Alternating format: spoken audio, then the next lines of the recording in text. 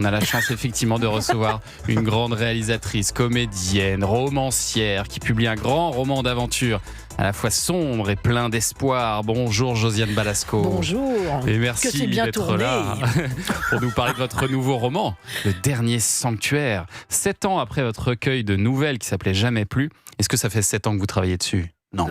À temps perdu. Vous savez, parce que j'ai la chance de pouvoir gagner ma vie autrement Ben oui, qu'avec les romans ou l'écriture, Ouais. du moins l'écriture de pièces, évidemment, bien sûr. Et puis, j'ai pas toujours des idées. Et là, c'est Trump qui m'a donné l'idée du roman. Ah oui, on va en parler ça.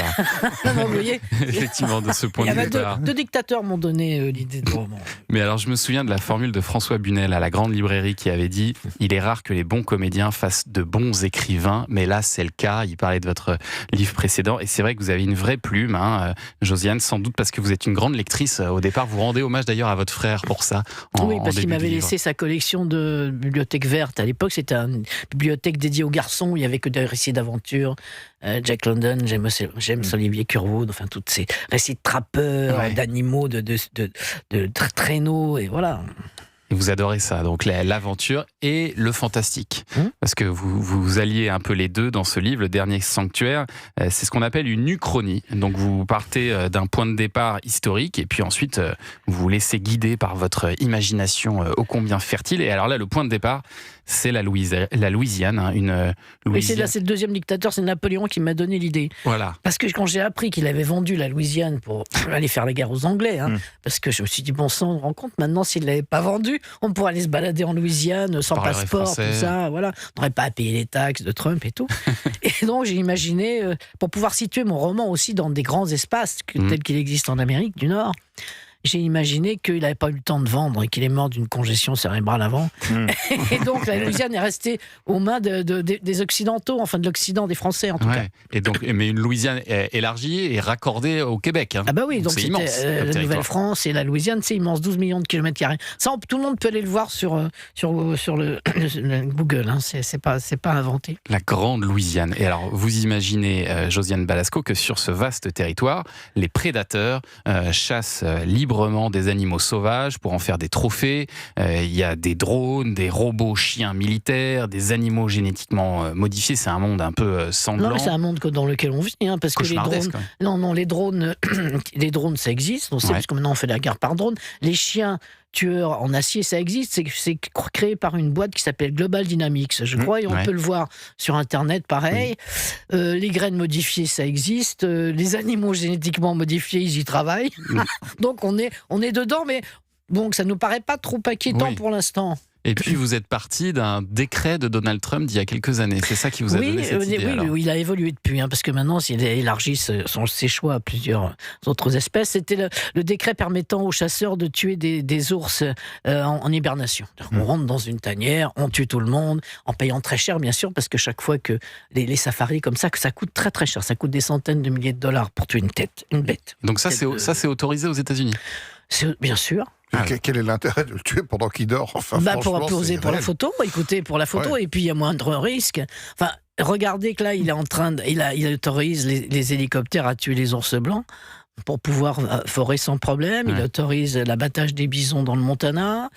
J'ai vu que son beau-fils avait des vues sur une réserve naturelle dont il voulait faire un resort touristique. Donc je crois que j'ai inventé Ouais. très peu de choses dans ce roman. Et alors, face à ces prédateurs de la nature, vous imaginez qu'il reste quand même un petit groupe de quelques protecteurs. Ils sont pas nombreux, ils sont 11 seulement. Ça suffit. J'espère qu'on est un peu plus que ça. Ça quand même. suffit pour gripper la machine. Voilà, c'est ce que je raconte dans le film. Il y a d'espoir dans le bouquin, pas le Ouais. film. Je parle du film parce que j'écris en images. Donc Ah pour oui. moi, c'est comme des plans Vous cinématographiques. diriez que ça devient Thomas, un il a cru film? qu'il y avait un scoop là. Non, il n'y a pas. Non. Et ils vivent en clandestinité. Total, bien sûr. Parce que bien sûr que de nos jours, aux États-Unis, le bon nombre d'organisations de protection environnementale n'ont plus de crédit, ont été coupées, donc sont obligés d'arrêter. Et là, je vais un peu plus loin. Je me dis, non seulement ils arrêtent, mais on peut les foutre en tôle aussi. C'est ça. Et alors leur objectif, une des manières en tout cas de résister, c'est de replanter des semences fertiles, reproductibles, parce qu'aujourd'hui, et ça aussi c'est pas de la science-fiction. Non, Terminator, la graine Terminator existe. Elle a été mise au point par des biogénéticiens et c'est une graine qui va stériliser toutes celles qu'elle approche. Qui sont autour. Voilà, donc je me suis dit, si on peut faire ça, on peut faire autre chose. On peut peut-être faire des fertilators. Oui, parce que déjà aujourd'hui, c'est vrai que la plupart des agriculteurs achètent des graines qui sont stériles. Qui vont planter. Il y aura une floraison, une moisson, et après on ne pourra plus les. Voilà. Et alors au milieu de ce tableau quand même assez sombre de ce qui se passe aujourd'hui et de notre avenir, parce que vous allez quand même un peu plus loin, vous avez quand même voulu mettre un peu d'espoir, Josiane Balasco. Non, puis les personnages sont sympathiques, les personnages sont pleins d'énergie. Oui. C'est pas du tout misérabiliste, c'est pas du tout pessimiste. On peut toujours essayer ils vont essayer de s'en sortir, et ils vont s'en sortir plus ou moins, enfin plutôt mieux que moins. Notamment grâce à une vieille amérindienne, Tomasa, qui a perdu la vie, mais qui, elle, voit à travers les animaux. C'est un personnage assez énigmatique dans votre roman. Elle a perdu la vue, mais elle a un don de double vue, c'est-à-dire qu'elle peut te communiquer télépathiquement avec les autres, et notamment rentrer dans la tête des espèces animales. Et elle peut Ce leur que parler. J'adorerais faire, voler avec un oiseau, par exemple. Tu rentres dans la tête et tu voles. Ça vous arrive jamais d'arriver à parler à vos animaux, ou vous avez l'impression vraiment de les comprendre? Je ne sais pas s'ils me comprennent, mais enfin, en général, on prend une voix débile et on parle au chien, au chat, et on prend une voix un peu aiguë pour qu'ils comprennent mieux. Voilà. Mais les animaux comprennent. Puisque les arbres, maintenant on parle de l'animisme en disant que c'est une superstition, on s'aperçoit que la science découvre que les arbres communiquent entre eux, donc voilà. Voilà un roman qui sort vraiment au bon moment, là, juste avant l'été. C'est parfait, vous allez pouvoir dévorer ça tout cet été. Le dernier Sanctuaire, le nouveau roman de Josiane Balasco, est disponible aux éditions Calman Lévy. Dans un instant, on va parler d'une autre de vos passions. Les jeux vidéo. Ça sort en audio livre aussi. Ah, ça sort avec votre voix? Avec ma voix, voilà. Vous avez bien fait de le dire. Allez, à tout de suite sur Europe. 10h, 11h30.